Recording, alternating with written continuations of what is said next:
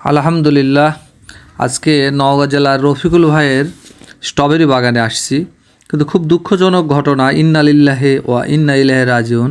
এই রফিকুল ভাই মারা গিয়েছে ঈদের 3 দিন পূর্বে। অথচ দেখেন তার জ্বলন্ত একটি স্ট্রবেরি বাগান, সে দেখে দুনিয়া থেকে চিরবিদায় হয়ে চলে গেছে। মানে এর স্যার কষ্টের কিছু নাই। তা আসেন আমরা রফিকুল ভাইয়ের সেই আগের ভিডিওটি আপনাদেরকে দেখাচ্ছি, তার বাগানে আসার পর তার সঙ্গে কিছু আমার কথোপকথন হয়েছিল।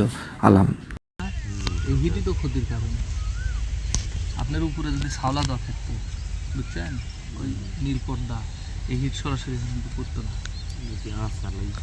কোনটা এটা?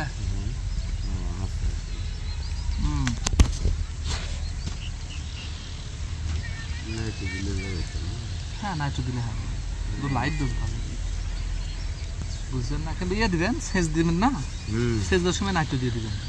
পানি হ্যাঁ, যখন পানিটা আসবে এভাবে, এখানে ড্রেনের মুখে দেবে, ঢালে দিয়ে দিবেন। দিলে পানি গোটা ঘুরে ঘুরে ঘুরে ঘুরে সব চলে যাবে।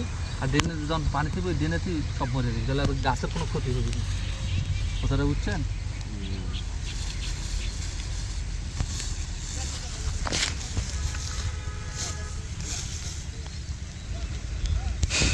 এখন পাইকারি কি দাম দিচ্ছেন ভাই?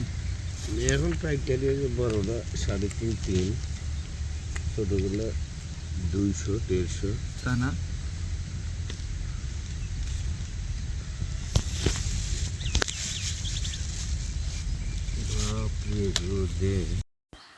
এই রফিকুল ভাই ছিল আমার খুব প্রিয় একজন মানুষ।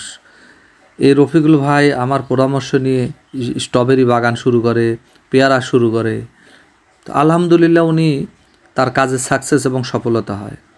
এবারেও সে প্রায় 5 থেকে 6 বিঘা মাটিতে স্ট্রবেরি করেছে। আমি তার জমিতে গিয়েছি এবং তাকে পরামর্শ প্রদান করলাম, এবং পাশাপাশি সে আমাকে জোর করে কিছু স্ট্রবেরিও তুলে দিল বাসায় নিয়ে আসার জন্য। আমি স্ট্রবেরিও নিয়ে আসলাম, এবং তার সঙ্গে আমি কথোপকথন অনেক আলোচনা হলো, কিভাবে আগামী বছর আবার নতুন করে এক্সটেনশান করা হবে, এবং আমি কিভাবে আরও বাড়াবো, এবং কোন জাতটা করলে ভালো হয়। আমরা দুজন, যেহেতু সে আমার সহকর্মী, আমরা একসাথে কাজ করে আসতেছি আজকে 10 থেকে 12 বছর ধরে, এবং স্ট্রবেরি চাষ করে আসতেছি।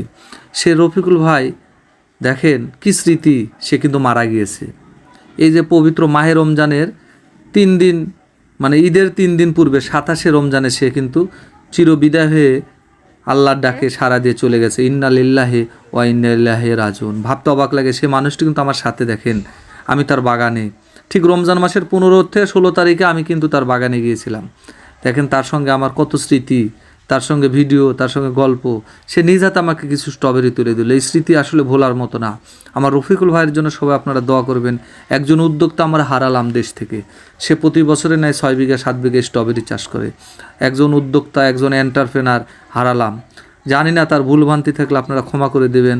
আপনারা আমাদের জন্য দোয়া করবেন। আমিও তার জন্য দোয়া করি আল্লাহর কাছে, আল্লাহ যেন তাকে জান্নাত নসিব করেন।